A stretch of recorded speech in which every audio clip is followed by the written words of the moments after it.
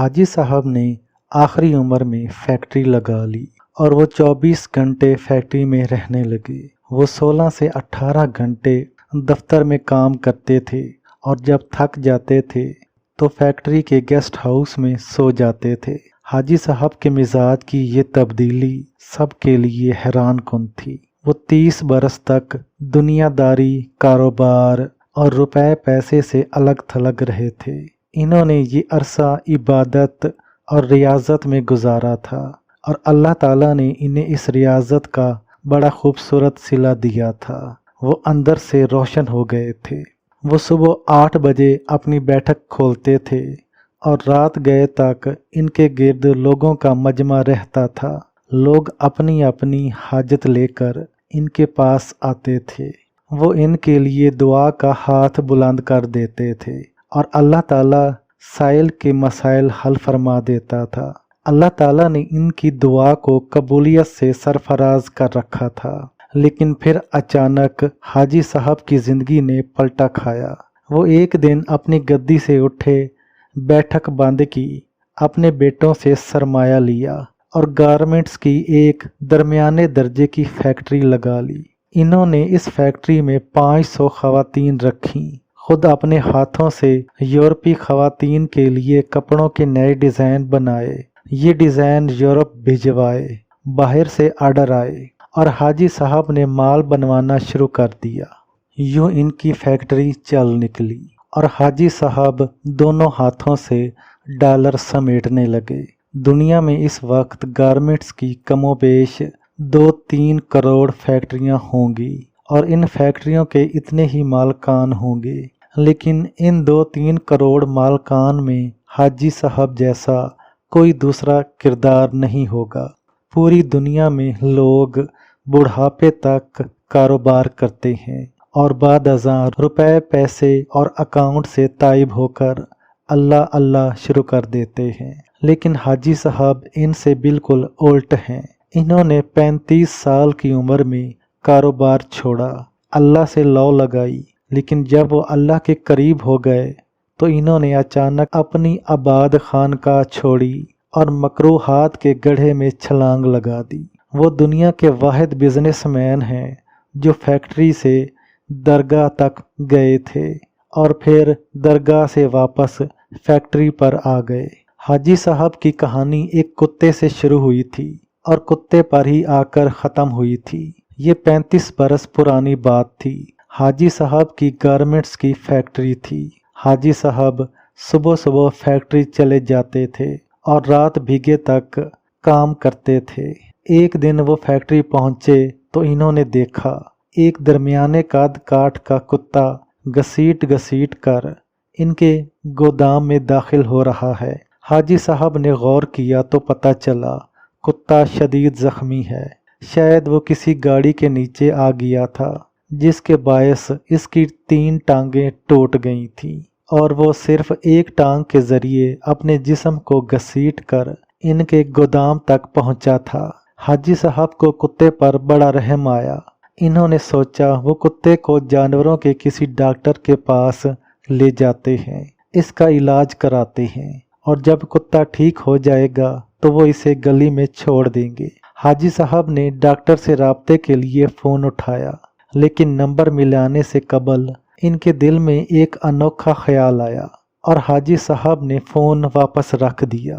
حاجی صاحب نے سوچا کتا شدید زخمی ہے، اس کی 3 ٹانگیں ٹوٹ چکی ہیں، اس کا جبڑا زخمی ہے اور پیٹ پر بھی چوٹ کا نشان ہے، چنانچہ کتا اب روزی روٹی کا بندوبست نہیں کر سکتا۔ حاجی صاحب نے سوچا اب دیکھنا یہ ہے قدرت اس کتے کی خوراک کا بندوبست کیسے کرتی ہے۔ حاجی صاحب نے مشاہدے کا فیصلہ کیا اور چپ چاپ بیٹھ گئے۔ وہ کتا سارا دن گودام میں بے ہوش پڑا رہا۔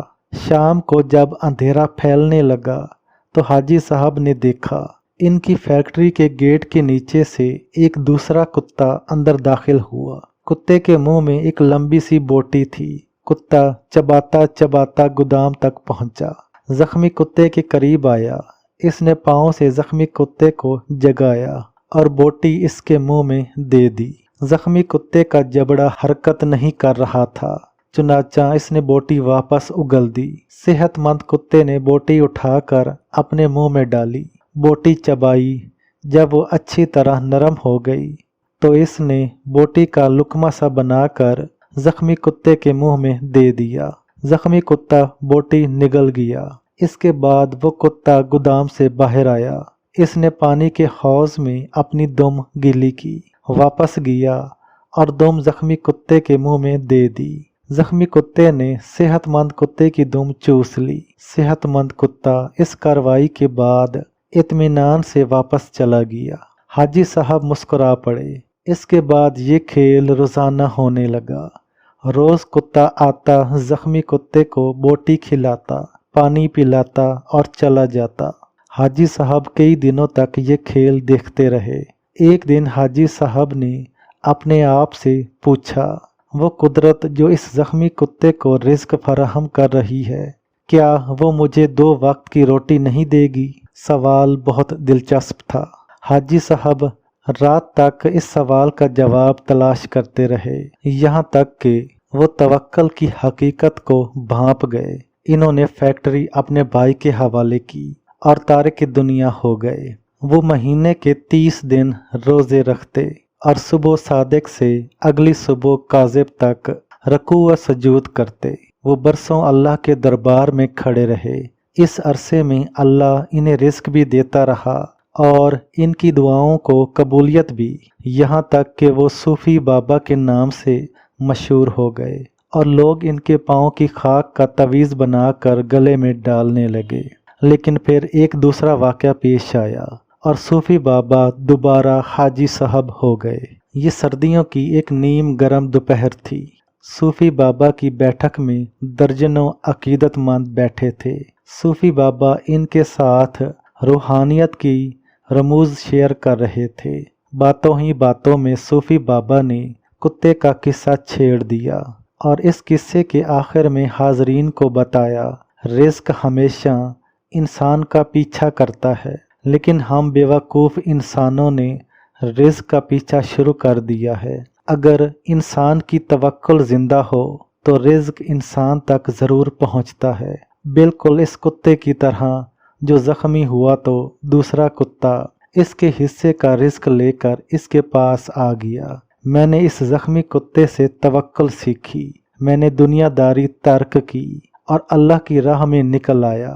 आज इस राह का इनाम है, मैं आपके दरमियान बैठा हूँ। इन 30 बरसों में कोई ऐसा दिन नहीं गुजरा जब अल्लाह ताला ने किसी न किसी वसीले से मुझे रिस्क न दिया हो या मैं किसी रात भूखा सोया हूँ। मैं हमेशा इस ज़ख्मी कुत्ते को थैंक यू कहता हूँ जिसने मुझे तवक्कल का सबक सिखाया था। सूफी बाबा की महफिल में एक नौजवान प्रोफेसर भी बैठा था। प्रोफेसर ने जीन्स पहन रखी थी और इसके कान में MP3 का ईयरफोन लगा था।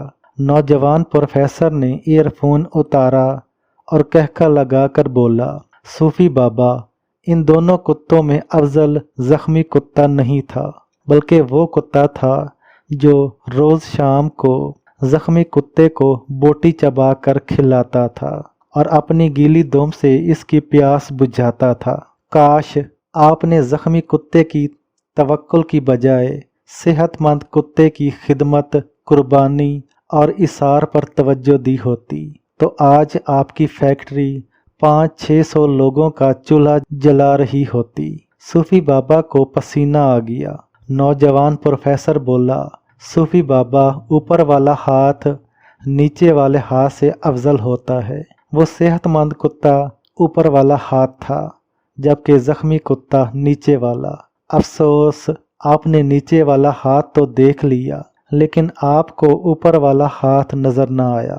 मेरा ख्याल है आपका ये सारा तसव्वुफ और सारा तवक्कुल खुद गर्जी पर मबनी है, क्योंकि एक सखी बिजनेसमैन 10,000 निकम्मे और बेहुनर दरवेशों से बेहतर होता है। नौजवान उठा, इसने सलाम किया और बैठक से निकल गया। हाजी साहब ने 2 रकात नफल पढ़े, बैठक को ताला लगाया और फैक्ट्री खोल ली। वो अब इबादत भी करते हैं और कारोबार भी।